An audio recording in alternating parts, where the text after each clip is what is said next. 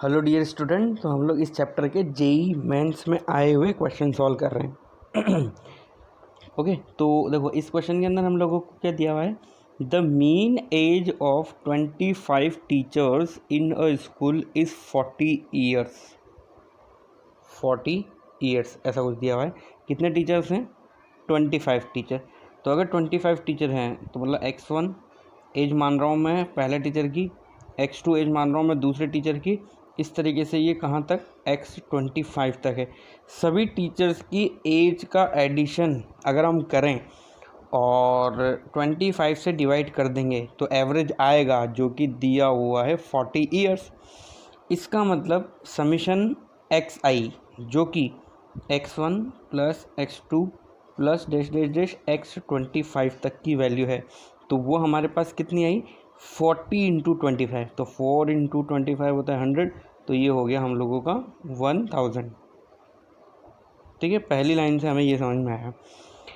कुल मिला के सभी के एज का एडिशन कितना है 1000।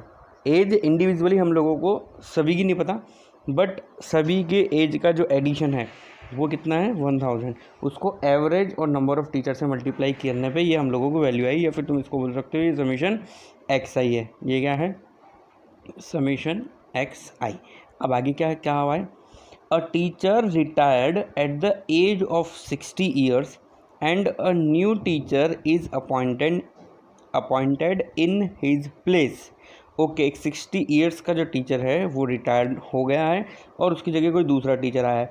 If now the mean age of teachers in this school is 39 year. अब देखो मीन चेंज हो गया है, पहले कितना था 40, अब हो गया है 39। मीन कम हुआ है, इसका मतलब जो ये 60 वाला गया है, अब जो नया आया है वो 100% 60 से कम है ना। ऑप्शन भी सारे 60 से कम ही हैं, तो ऐसे अंदाज़ा नहीं लगाया जा सकता, सॉल्व करना पड़ेगा हमें।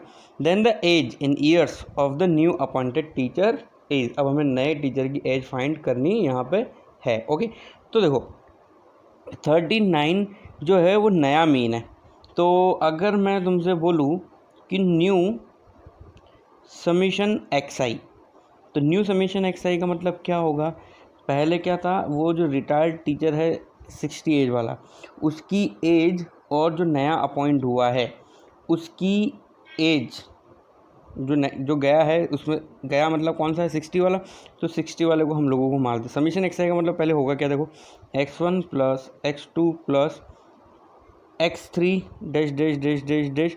अब है ना यहाँ पे क्या है ना, x25 तक तो है, बट इसमें से ना एक टीचर मिसिंग, मतलब वो 60 वाला मैं अलग से लिख रहा हूँ, तो वो 60 एज यहाँ पर है प्लस 60, नहीं प्लस 60 नहीं, इस 60 वाले को तो हमें निकालना है ना। तो क्या करो कि वो ये है सभी के सभी टीचर्स, तो ये पहले वाला आंसर है 1000। अभी क्या हुआ, इसमें से टोटल में से 60 एज वाला जो है निकल गया है, और नया जो आया है और नए वाले की एज मान लेते हैं हम लोग, एज ए फॉर एज, तो ए मान लेते हैं। चलो, नया वाला टीचर की एज क्या है ए, तो ये नया हमारा समीशन xi है, जो किसके बराबर होगा, mean into total number of teachers. तो total number of teacher unchanged है, पहले भी 25 टीचर्स है, अभी भी 25 टीचर है, तो ये होगा क्या 25 इंटू न्यू मीन कितना है 39। अब इन दोनों को हम सॉल्व कर लेते हैं। तो देखो यहाँ से लेकर यहाँ तक का जो एडिशन है x1 से लेकर x25 तक, तो ये कितना हम लोगों को पहली वाली डेटा से पता लगा 1000 minus 60 plus a is equal to. अब अगर मान लो मैं 25 को 39 से मल्टीप्लाई करता हूँ तो मेरे पास आता है 975। तो इस इक्वेशन से हम a की वैल्यू निकाल सकते हैं। तो a की वैल्यू अगर हम लोग निकालेंगे तो 975, तो ये ठीक है, और 1000 में से 60 अगर माइनस करते हैं हम लोग तो 940 आएगा, तो 940 इसमें से माइनस हो जाएगा, तो 40 और 75 में कितना डिफरेंस है 35 का। तो जो ए है वो एज है नए टीचर की, और वो कितनी है हमारे पास 35, जो कि ऑप्शन नंबर हमें सी के अंदर दिया हुआ है। आई थिंक समझ में आ गया होगा, इजी सा क्वेश्चन है, कोई दिक्कत इसके अंदर होनी नहीं चाहिए। ठीक है, अब हम लोग बढ़ते हैं नेक्स्ट कैटेगरी के क्वेश्चंस की तरफ। तो अभी तक हम लोगों ने जो क्वेश्चन सॉल्व किए हैं वो किस टॉपिक से रिलेटेड थे? Arithmetic mean, geometric mean, harmonic mean, median और मॉड से रिलेटेड सिंपल क्वेश्चंस। और ये देखो अभी भी वाला जो क्वेश्चन हम लोगों ने सॉल्व किया था ये जेईई मेन 2017 में आया हुआ ही था, मतलब हम लोग जेई में आए हुए लेटेस्ट ईयर्स में आए हुए क्वेश्चन सॉल्व कर रहे हैं। अब देखो नेक्स्ट क्वेश्चन हम लोगों के पास अवेलेबल है यहाँ पे। हाँ, तो नेक्स्ट क्वेश्चन जो है ना, उससे पहले मैं तुम लोगों को एक बात बता देना चाहता हूँ कि अब जिस कैटेगरी के हम लोग क्वेश्चन सॉल्व कर रहे हैं, तो ये कौन सी कैटेगरी है, इसके अंदर मेजर ऑफ डिस्पर्सन आएगा जो हमने लास्ट में पढ़ा था। Mean deviation, variance, standard deviation, coefficient of variation, ये हम लोगों ने जो लास्ट में जो टॉपिक्स पढ़े थे ना, उनसे रिलेटेड हम क्वेश्चन सॉल्व करने वाले हैं ना। ये पूरा क्वेश्चन हम लोगों को स्क्रीन पे दिखाई दे रहा है। तो ये यहाँ पे क्या दिया हुआ है इस क्वेश्चन के अंदर हम लोगों को, if sigma I is equal to 1 to n x I minus a is equal to n, मतलब ये नॉर्मल सा डेटा हमें दिया हुआ है, और एक्स आई माइनस ए का whole square is equal to n a दिया हुआ है, ठीक है। एन और ए 1 से बड़े हैं ऐसा बताया हुआ है। Then the standard deviation of, हमें निकालना क्या है, standard deviation of n observation x1 x2 से लेकर xn तक हम लोगों को अब इसमें क्या कर लेना है, फाइंड कर लेना है। अब वही बात कि इस तरह के क्वेश्चन को कैसे फाइंड करेंगे, तो इससे पहले की पहली वाला जो क्लास थी, लेक्चर था, उसके अंदर मैंने तुम लोगों को एक क्वेश्चन होमवर्क दिया था, फिर मैंने उसको सॉल्व कराया था किसी को फॉर्मूले को यूज़ करके, है ना। तो स्टैंडर्ड डेविएशन का वही फार्मूला हम लोगों को इधर क्या कर लेना है, यूज़ कर लेना है। तो ये चैप्टर भी पूरा डिपेंडेंट है फार्मूला पे। तो हम लोग फार्मूला लिख रहे हैं स्टैंडर्ड डेविएशन का,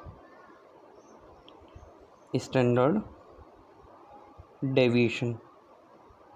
तो स्टैंडर्ड डेविएशन का हम कौन सा फार्मूला यूज़ करेंगे, जो उधर मैंने तुम्हें बताया था अंडर रूट में इसलिए लगा रहा हूँ क्योंकि फार्मूला वेरिएंस का है और स्टैंडर्ड डेविएशन वेरिएंस का स्क्वायर रूट होता है।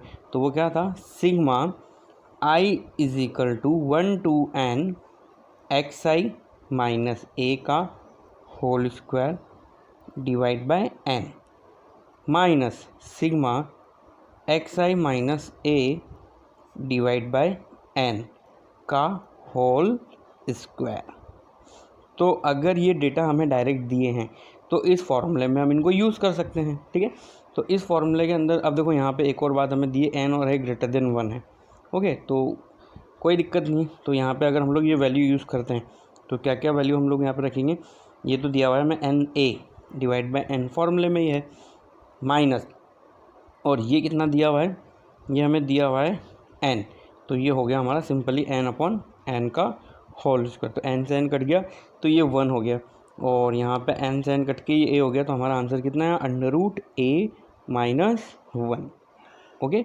चलो नेक्स्ट क्वेश्चन। अरे अंडर रूट ए माइनस ए कौन सा ऑप्शन में दिया हुआ है, ऑप्शन नंबर डी के अंदर।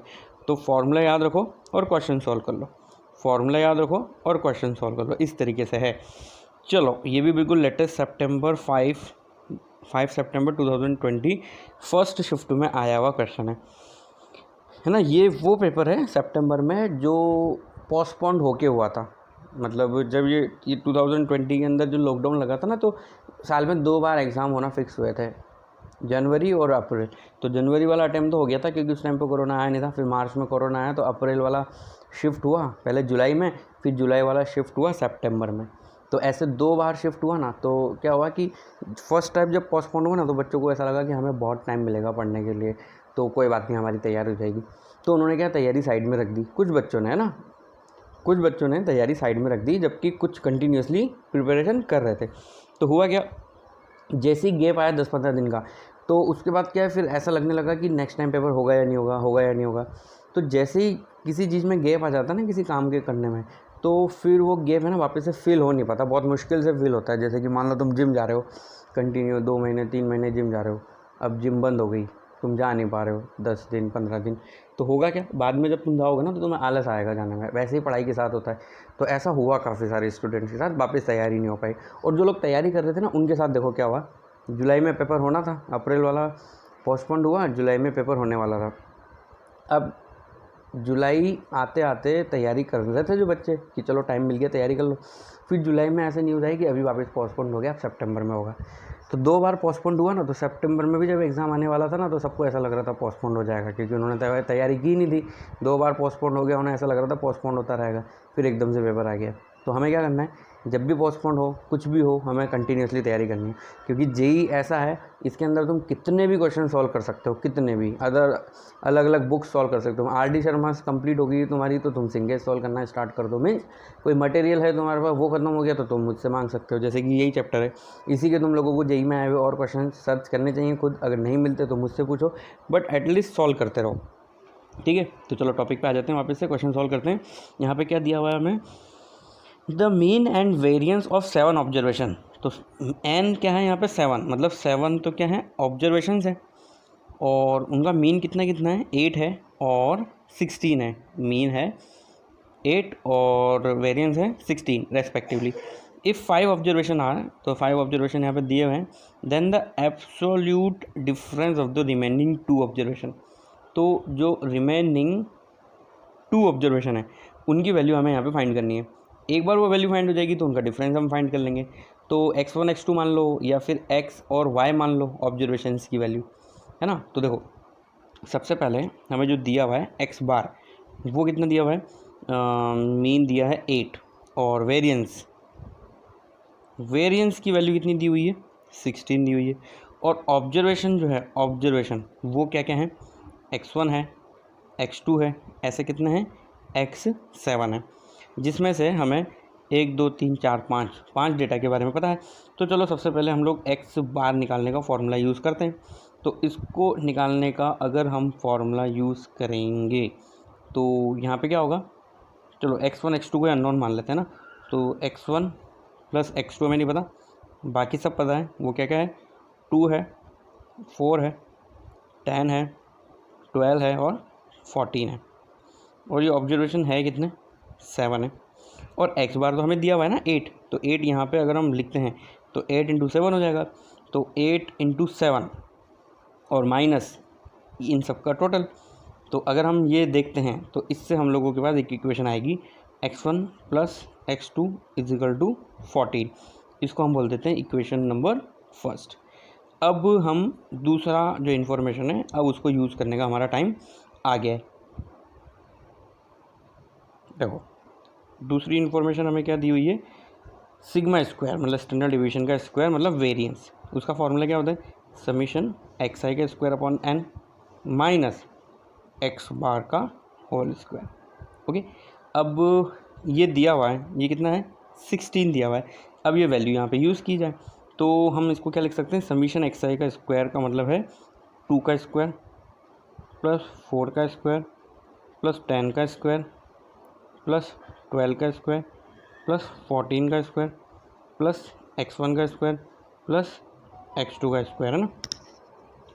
अब देखो ये तो हो गया हमारा summation x I square divide by n कितना है 7 माइनस एक्स बार का स्क्वायर। अब एक्स बार है कितना 8 का स्क्वायर मतलब 64 इज इक्वल टू कितना है ये 16। अब ये 64 को हम इधर जाके ऐड कर देते हैं तो ये कितना हो जाएगा 670 प्लस 10 80 इंटू 7 हम इनको मल्टीप्लाई कर देंगे, ठीक है,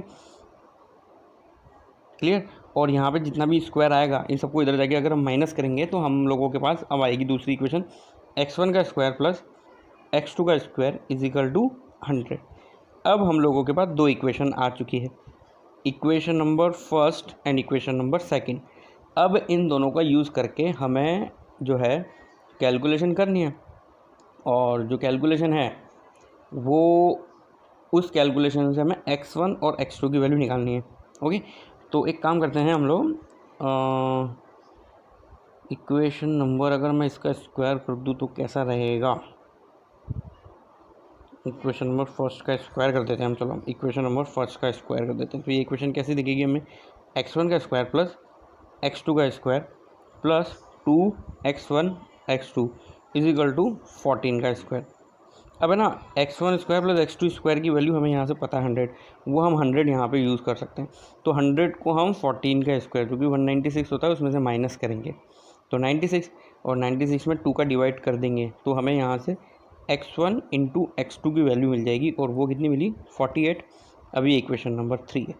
ओके, अब हम एक बात जानते हैं कि x माइनस वाई का होल स्क्वायर हम क्या लिख सकते हैं, x square plus y square minus 2xy। तो इसी तरीके से अगर हम लिखना चाहें x1 माइनस x2 का होल स्क्वायर, तो वो क्या होगा, x1 का स्क्वायर प्लस x2 का स्क्वायर माइनस 2x1 x2। अब देखो ये वाला डेटा हमारे पास है, इधर सेम टू सेम हमें x1 x2 की वैल्यू भी पता है यहाँ से इक्वेशन नंबर 3 से, तो क्यों ना हम x1 माइनस x2 का होल स्क्वायर की वैल्यू फाइंड कर लेते हैं।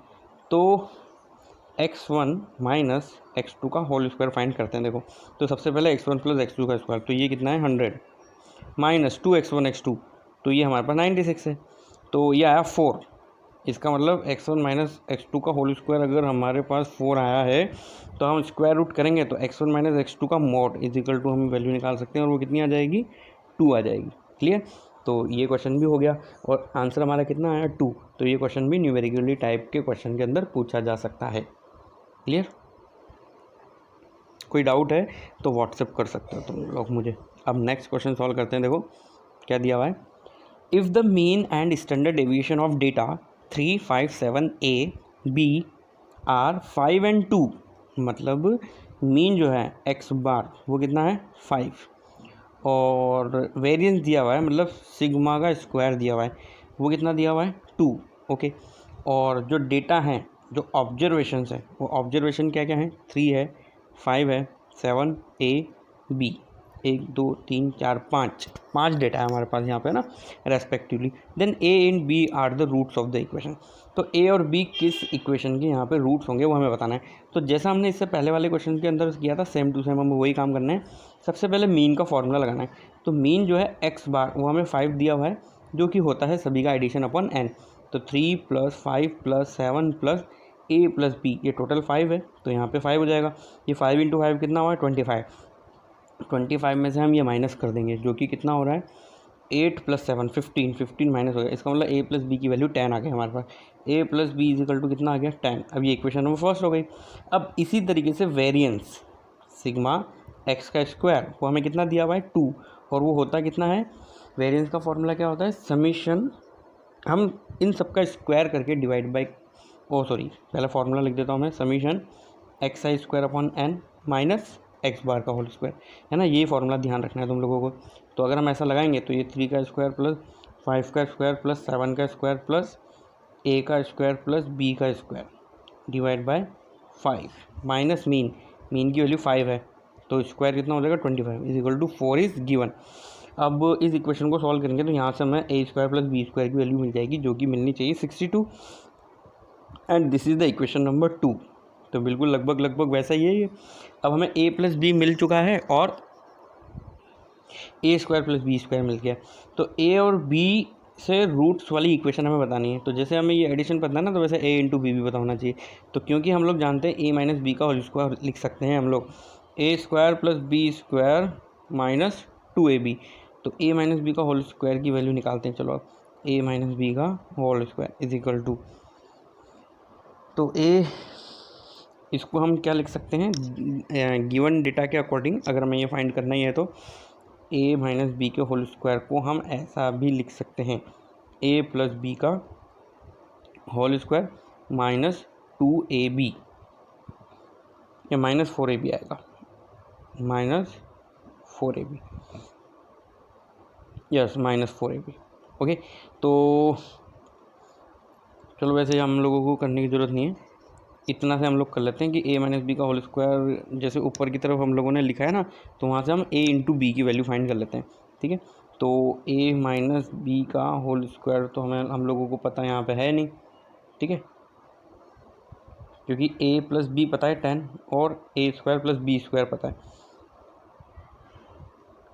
तो अगर हम यहाँ से अगर A प्लस बी का ही होल स्क्वायर करके देखें तो A प्लस बी की वैल्यू 10 है, तो ये हो गया 10 का स्क्वायर, और दोनों का स्क्वायर का एडिशन कितना है 62 प्लस 2AB। अभी 62 100 में से माइनस कर लो और तो ये 38 हो गया, 2 डिवाइड करोगे तो AB की वैल्यू कितनी आ जाएगी 19। अब तुम्हें भी पता है कि जो इक्वेशन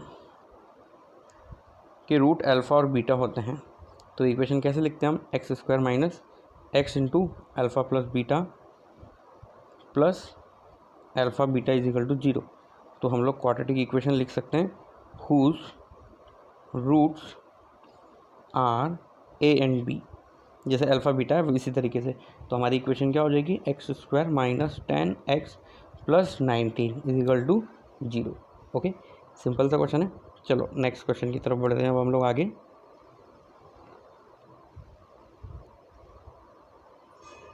यस, तो ये क्वेश्चन भी लगभग वैसा ही दिख रहा है मुझे।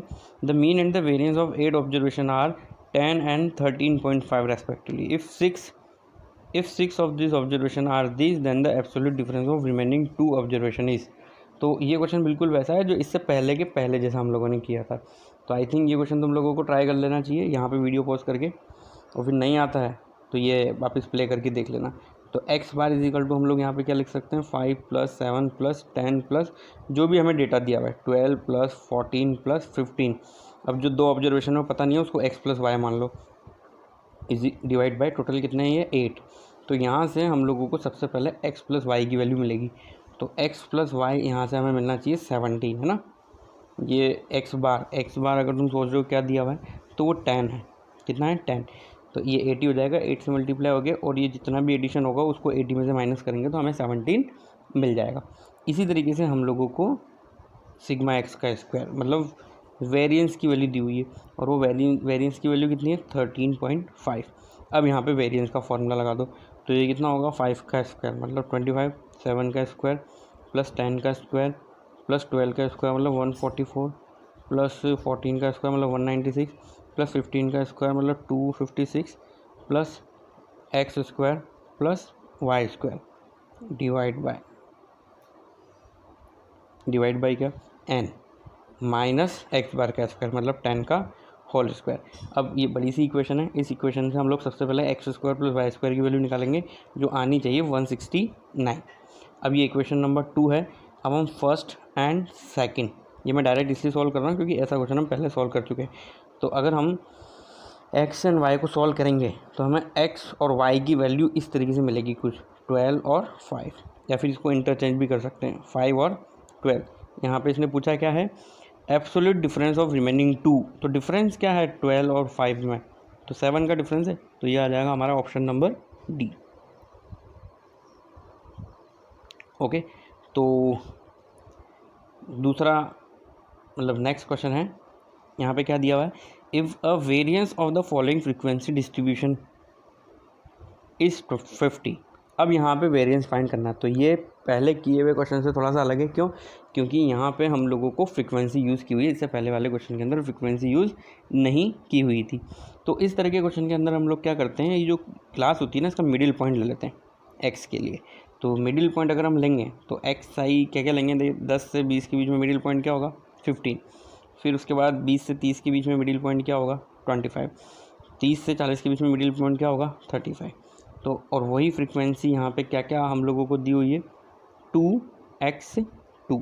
ओके, नाउ अब हमें एक फॉर्मूला पता है सबसे पहले मीन निकालने का, वो क्या होता है summation F I X I upon summation F आई। तो वो निकाल देते हैं पहले। तो वो कितना होगा 2 इंटू 15 मतलब 30 plus x into 25 plus 2 into 35, ये तो हो गया summation x I F I. नीचे समीशन एफ आई, तो 2 प्लस एक्स प्लस 2। ओके, अब यहाँ पे हम लोगों को एक्स बार निकालना है। If a variance of the following distribution is 50, variance यहाँ पे हम लोगों को कितना दिया हुआ है 50 कुछ दिया हुआ है। तो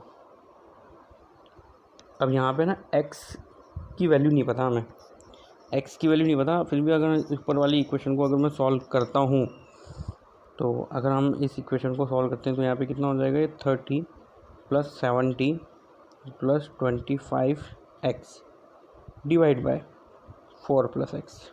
ठीक है, तो x bar is equal to अब क्या लिख सकते हैं हम लोग ऊपर 100 प्लस 25 एक्स। तो अगर मैं 25 कॉमन लेता हूँ तो 100 प्लस एक्स में से 25 कॉमन होने में 4 प्लस एक्स बचा, नीचे भी 4 प्लस एक्स है, तो 4 प्लस एक्स से 4 प्लस एक्स कट हो गया।